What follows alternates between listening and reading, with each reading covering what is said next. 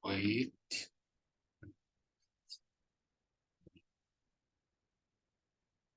Alright, Assalamualaikum warahmatullahi wabarakatuh.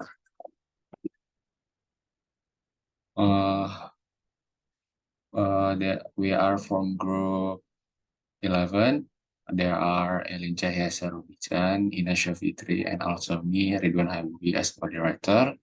We want to present our presentations about the title about writing the textbooks. So we're gonna explain about how to write the textbooks after we know from the analysis from the group before. Okay. For the first presentation, maybe will be present by me. For definition of the textbooks, before we know about to write, before we know about the steps to making a textbook, we should to know about the definitions of the textbooks. Textbooks are learning tools used in schools and universities to support a teaching program, said Buckingham, 1958 to 15 to 23. Textbooks are records of rational thought compiled for instructional purposes and purposes, said Halkis at 1953 and 1915. Textbooks are standard books for each special branch of study and can consist of two types, namely main books and supplements, said Lange at 1940. Textbooks are books designed for classroom use, carefully arranged and prepared by expert in the field and equipped with appropriate and harmonious teaching tools. Said Bacon at 1935. So, from these definitions, it can be concluded that the textbook is a textbook in a particular field of study, which is standard book compiled by expert in that field for instructional purposes and compatible and easy to understand. Process and adjective, which are equipped with teaching tools that are compatible and easy to understand. By its users in schools and college, so that it can support a teaching program. So the textbook ini mendefinisikan kita kalau textbook adalah tools yang menjelma jadi sebuah buku yang membantu media pembelajaran, especially for teacher and also the students untuk menyalurkan learning material yang dimasukkan dalam bentuk sebuah textbook. Nah, untuk pembuatan textbook sendiri ada step-stepnya yang akan dijelaskan will be present by my friends Ina Syafitri. Trina, the time is yours. Okay, I will explain about the step 2 compilation of lesson textbook. So the first one is a plan a system approach. Merencanakan pendekatan sistem. Pendekatan sistem dalam penulisan textbook itu terbagi menjadi 6 komponen besar. Yang pertama, analysis, yang kedua, design, yang ketiga, pengembangan, yang keempat, uji coba dan revisi, yang kelima, implementasi, dan yang keenam, evaluasi sumatif. Hal ini perlu dilakukan untuk memperoleh hasil yang maksimal. The second, conduct need analysis, melakukan analisis kebutuhan. Perlu dilakukan untuk meyakinkan diri penulis bahwa buku yang akan ditulis sangat dibutuhkan oleh peserta didik. Dalam hal ini, perlu menganalisis tingkat perkembangan psikologi peserta didik, kondisi sosio-cultural, minat dan motivasi siswa, biaya, dan lain-lain. Misalnya, khusus di Sumatera Barat, itu perlu memperhatikan budaya Minangkabau, sehingga penulisan buku tersebut dapat mengintegrasikan budaya Minangkabau yang mendukung materi, seperti pepatah kehidupan, dan kehidupan para tokoh Minang yang berprestasi. Next, describe the target group, mendeskripsikan kelompok sasaran. Sasaran buku tersebut, apakah di tingkat SD, SMP, atau SMA. Jadi hanya saja perlu mendalami karakteristik dari masing-masing tingkatan tersebut, seperti analisis kebutuhan. And next, cooperative with expert in the field of study. Melakukan kerjasama dengan ahli bidang studi. Dalam penulisan buku, sebaiknya berdiskusi dengan orang lain untuk bertanya atau bertukar pikiran, terutama dari aspek bidang studi. Orang lain yang dimaksud sebaiknya adalah ahli bidang studi yang dapat dijadikan sebagai narasumber yang bertanggung jawab. And next, write measurable competencies. Menuliskan kompetensi yang dapat diukur, yaitu perlu merumuskan kompetensi yang akan dicapai oleh peserta didik dengan memperhatikan waktu yang dibutuhkan. Next, perform pyramid analysis. Melakukan analisis piramida. Analisis piramida yaitu merupakan teknik yang bermanfaat untuk mengidentifikasi seluruh kompetensi dan subkompetensi yang diperlukan. Kemudian, menyusun satu sama lain secara logis sehingga mudah dipelajari. And next, identify types of learning, selection of methods and media, and learning maps. Yaitu mengidentifikasi jenis belajar, pemilihan metode, media, dan peta belajar. Langkah ketujuh ini dilakukan dengan memperhatikan jenis materi dan tingkat sasaran peserta didik. Perlu pula mengidentifikasi ranah kognitif, afektif, dan psikomotor. And next, determine lesson structure and question design. Menentukan struktur pelajaran dan desain pertanyaan. Dalam struktur pelajaran ini harus tergambar dalam profil tulisan pada setiap bab atau tema. Dalam struktur ini, yang pertama terdapat layar halaman. Layar halaman itu memuat gambar di awal bab, kemudian uraian materi standar, kegiatan siswa, jendela dan gambar, dan yang terakhir, informasi atau rumus-rumus yang penting. And next, make a page layout. And next, do the actual script writing. Melakukan penulisan naskah yang sesungguhnya. Yang dimaksud dengan penulisan naskah yang sesungguhnya ini yaitu perlunya keuletan atau kesabaran dalam menulis buku teks. And the last, conduct evaluation. Melakukan evaluasi. Setelah buku ditulis, sebaiknya dilakukan evaluasi dengan menempuh beberapa tahap, yaitu review ahli bidang studi, desain pembelajaran, dan editorial. Uji coba satu-satu atau secara individual kepada siswa yang relatif cerdas, yang berkemampuan biasa saja, atau yang berkemampuan rendah, dengan memperhatikan responnya. Uji coba kelompok kecil sekitar 20-30 orang, dengan mengamati respon mereka tanpa harus dibimbing. Dan uji coba di lapangan nyata, yaitu dengan melakukan revisi dari tahapan sebelumnya. Evaluasi sumatif, yaitu untuk menentukan prestasi belajar siswa yang menggunakan buku tersebut. And last, penutup. Okay, that's all explanation by me about the step to compilation of lesson textbook. And next explanation by Ayelin. Ayelin, time is yours.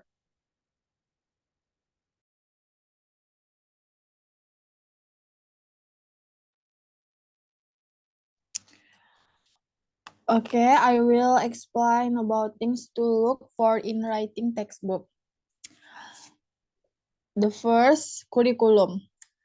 Textbook written must revert to the current curriculum. Authors must first understand the content of the curriculum, what material, topic, and subtopic are included in the curriculum. Pada kurikulum ini, buku teks yang ditulis harus mengacu pada kurikulum yang berlaku. Penulis harus terlebih dahulu memahami isi kurikulum, materi, topik, dan subtopik apa yang termaksud dalam kurikulum. Buku yang mengacu pada kurikulum biasanya digunakan sekolah untuk mencapai tujuan instruksional sehingga penulis tidak sembarangan menulis buku teks tersebut. Next, target. The target of writing textbook is student. Sasaran penulis buku ajar itu adalah siswa. Oleh karena itu, penulisan buku ajar harus disesuaikan dengan kebutuhan dan karakteristik siswa, seperti rentang usia dan jenjang pendidikan, lingkungan sekitar, dan lain-lain. Dengan demikian, siswa akan merasa tertarik untuk belajar dengan buku teks tersebut. And next, background of the author's scientific field. Writers should Write textbook according to the field of knowledge they master. This is intended to make it easier for writers to develop their manuscript.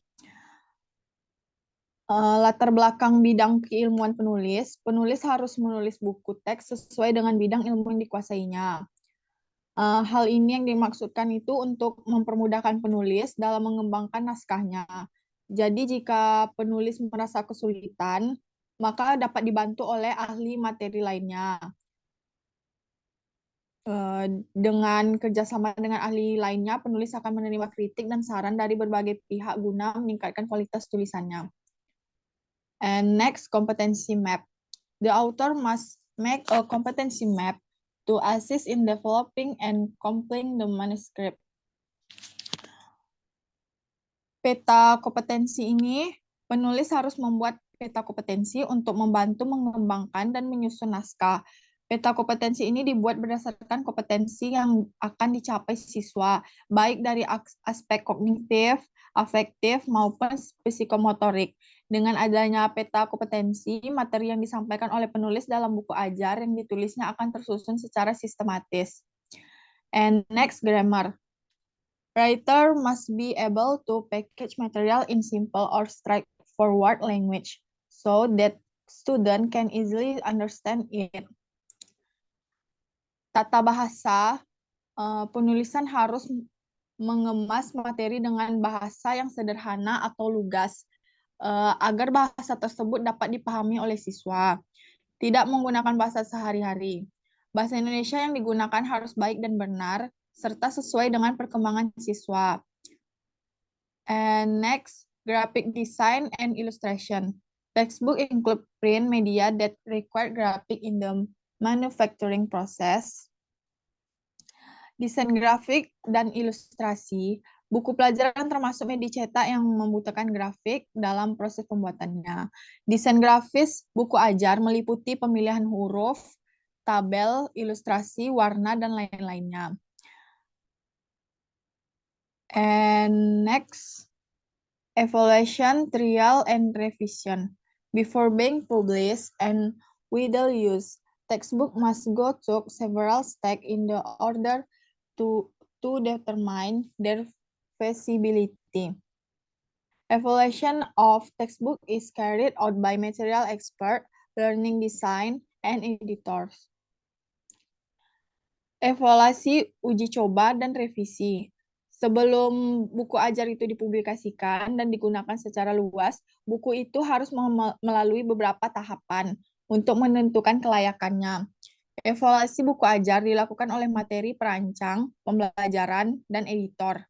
Ketiga pihak tersebut dapat memberikan kritik dan saran yang membangun tentang buku ajar tersebut. Setelah dievaluasi, uji coba dilakukan pada kelompok sasaran kecil atau siswa.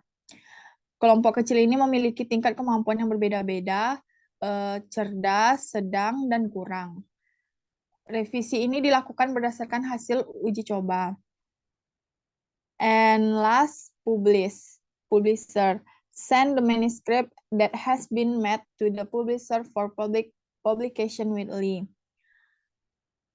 Dan yang terakhir ini adalah penerbit. Setelah melalui evaluasi, uji coba, dan revisi, kirimkan naskah yang telah dibuat ke penerbit untuk dipublikasikan secara luas. Selama proses penerbitan buku, penulis harus selalu menjalin komunikasi dengan penerbit untuk memantau perkembangan buku teks yang ditulisnya. Oke, next material by Ina. Ina, time is yours. Okay, I will explain about the systemics of lesson textbook writing. In the first one, the use of Indonesian and writing textbook. Penggunaan bahasa Indonesia dalam penulisan buku teks pelajaran. Di sini kami mengambil contoh dari penulisan buku teks pelajaran bahasa Indonesia. Jadi dalam penulisan buku teks pelajaran hendaknya menggunakan bahasa yang jelas, tepat, formal, dan lugas. Kejelasan dan ketepatan isi dapat diwujudkan dengan menggunakan kata dan istilah yang jelas dan tepat. Kalimat yang tidak berbelit-belit dan struktur alinea yang runtut, kelugasan dan keformalan gaya bahasa digunakan dengan menggunakan kalimat pasif. Hindarilah penggunaan kata-kata seperti saya, kami. Kemudian tuliskan kegiatan yang dilakukan penulis seperti penulis atau peneliti. Tapi ini pun hindari sesedikit mungkin dalam menggunakan bahasa Indonesia dan menggunakan kaidah bahasa Indonesia yang digunakan di ejaan yang disempurnakan atau EYD. Kemudian penerapan kaidah ejaan serta pemakaian tanda baca. And next, typing of listen textbook manuscripts, yaitu pengetikan naskah buku teks pelajaran. Dalam pengetikan naskah diktat, ada beberapa hal yang harus diperhatikan. Yang pertama, kertas yang digunakan adalah kertas jenis HVS putih, ukuran kuarto atau folio. Tergantung selera, tetapi umumnya ukuran kuarti atau bidang pengetikan pun berjarak yaitu 4 cm dari tepi kiri dan 3 cm dari tepi atas, tepi kanan dan tepi bawah dari sebuah alinea dan tidak dimulai pada bagian halaman yang hanya memuat kurang dari 3 baris. And next, diktat ditulis dengan komputer yang baku, baik jenis huruf maupun ukuran hurufnya. Pengetikannya dengan menggunakan rata kanan dan tidak boleh mengorbankan aturan spasi antar kata dalam teks pelajaran. Kemudian awal alinea diketik pada ketukan ke-6 dari batas kiri di bidang pengetikan. Sesudah tanda baca titik atau titik 2, titik koma, dan koma hendaknya diberi satu ketikan kosong. Istilah tertentu yang belum lazim ditulis di garis bawahi atau ditulis dengan huruf miring. Nah, dalam pengetikan juga harus diperhatikan yang pertama, jenis dan ukuran huruf, modus huruf, spasi, tabel, dan gambar. And the third, illustration and change, ilustrasi dan perwajahan. Buku teks walaupun dibuat oleh seorang guru, walaupun widyaswara yang pada zaman komputer belum banyak dipergunakan ilustrasi, dibuat dengan gambar maupun foto, dilakukan oleh tenaga ahli tertentu yang biasa disebut ilustrator. Tetapi setelah komputer banyak digunakan, karena fasilitas untuk pemakaian ilustrasi ada pada komputer, ilustrasi bisa ditulis dan diatur sendiri, karena pengeditan dan perancangan wajah sudah ada fasilitasnya dalam hal ilustrasi seorang penulis buku. Seorang penulis buku dari teks Harris memperhatikan masalah-masalah. Yang pertama, format buku teks pelajaran agar enak dibaca. Yang kedua, tata letak untuk mempermudah pemahaman isi buku dan mendapatkan kenyamanan dalam membaca. Kemudian tipografi yang menyangkut nama dan jenis huruf, panjang baris, dan ukuran huruf. Yang keempat, ilustrasi agar sajian visual yang tidak mungkin disampaikan dengan kata dapat disajikan dengan gambar. Ilustrasi sangat menarik jika berupa foto-foto yang berwarna, sehingga menarik bagi murid yang ingin membaca dan untuk dipelajari. And in the last, technical instructions for writing lessons textbooks. Petunjuk teknis penulisan buku teks pelajaran. Jadi untuk melakukan penulisan buku teks, ada beberapa petunjuk praktis yang dapat dijadikan pedoman, yaitu ada hal-hal yang harus diperhatikan. Hal-hal yang harus diperhatikan itu yaitu berilah jarak 3 spasi antara tabel atau gambar dengan teks sebelum dan sesudahnya. Next, judul tabel atau gambar diketik pada halaman yang sama dengan tabel atau gambarnya. Penyebutan menggunakan tabel atau gambar. And the third, tepi kanan teks tidak harus rata. Oleh karena itu, kata pada akhir baris tidak harus dipotong. Jika terpaksa dipotong, tanda hubungnya ditulis setelah huruf akhir tanpa disisipi spasi, bukan diletakkan di bawahnya. And the fourth, tempatkan nomor halaman di pojok kanan atas pada setiap halaman, kecuali pada halaman pertama, setiap bab dan halaman bagian awal. The fifth, semua nama pengarang dalam daftar rujukan harus ditulis. In the last, namun awal atau nama tengah dapat disingkat asalkan dilakukan secara konsisten. And next, hal-hal yang tidak boleh dilakukan dalam penulisan buku teks pelajaran. Yang pertama, tidak boleh ada bagian yang kosong pada akhir halaman, kecuali jika halaman tersebut merupakan akhir bab. Yang kedua, tidak boleh memotong tabel atau gambar. Next, tidak boleh memberi garis vertikal antara kolom pada tabel kecuali terpaksa. Next, tidak boleh memberi tanda apapun sebagai tanda berakhirnya suatu bab. Next, tidak boleh menempatkan subjudul dan identitas tabel pada akhir halaman. And next, rincian tidak boleh menggunakan tanda baca hubung, tanda strip, tetapi menggunakan bullet seperti tanda bintang untuk penulisan yang dilakukan dengan menggunakan komputer. And next, tidak boleh menambah spasi antar kata dalam satu baris yang bertujuan meratakan tepi kanan. And the last, yang harus diperhatikan lagi, yang tidak boleh dilakukan yaitu daftar rujukan tidak boleh diletakkan di kaki halaman atau akhir setiap bab. Daftar rujukan hanya dapat ditempatkan di setelah bab akhir. Okay, that's all explanation by me about the systemic of listen textbook writing. And next explanation by Habibi. Habibi, times is yours. All right, thank you. Then we next to the next section about the section from the textbook lessons. So in the textbooks has sections. There are the initial parts, which contains, the second is content sections, and the third is the final part. For the initial part, which content, there are, for the first, cover page, content and title, author, cover image, department name, year of publications. Then title page, content, title, author or cover image, year of publication, name of department. And third, table of contents, who made, chapter title, subchapters, and page numbers. Order list such as list of figures, list of tables, and list of attachment. Here we are about the example from the textbooks. What I explained before. This is for the author name. You can create your name as author maybe, or maybe you put the author in this in the book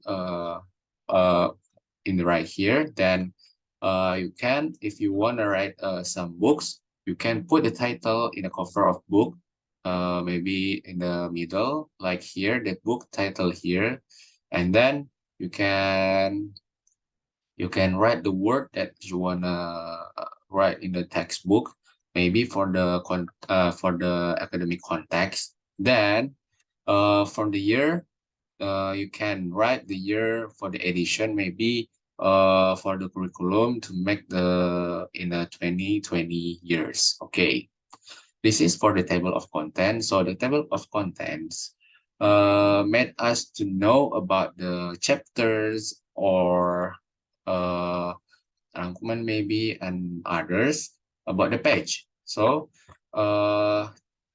dalam daftar isi or table of contents, kita tahu di mana letak materi pembelajaran kita, di halaman berapa, karena sudah tertera semuanya di sini tersusun dengan rapi, halaman berapa pelajaran yang akan kita ambil, atau bisa juga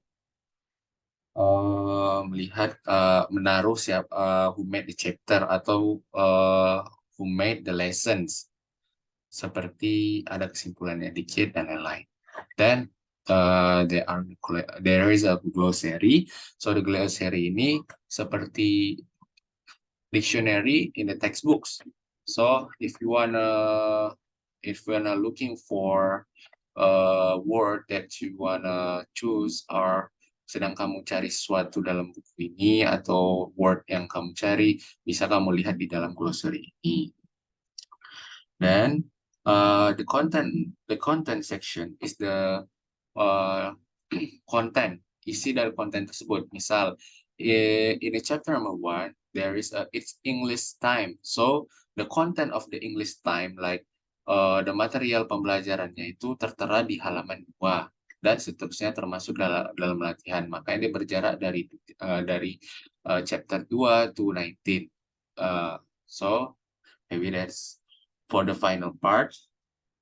There are attachment, glossary, literature. So after you there is attachment. If the attachment are more than one sheet, they must be given an Arabic serial number. So jika lampiran atau attachmentnya melebihi dari satu lembar atau satu halaman, maka dia akan menggunakan serial number dalam bahasa Arab. So then the glossary, after what I explained, comes the dictionary of the textbooks.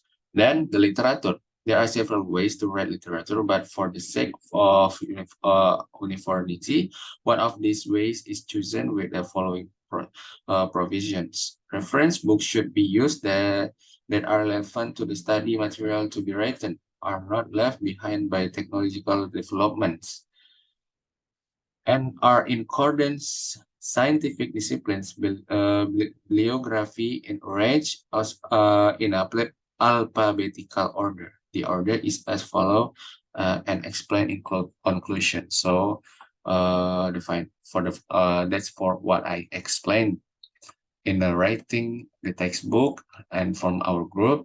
Then we are sorry if we have a mistake.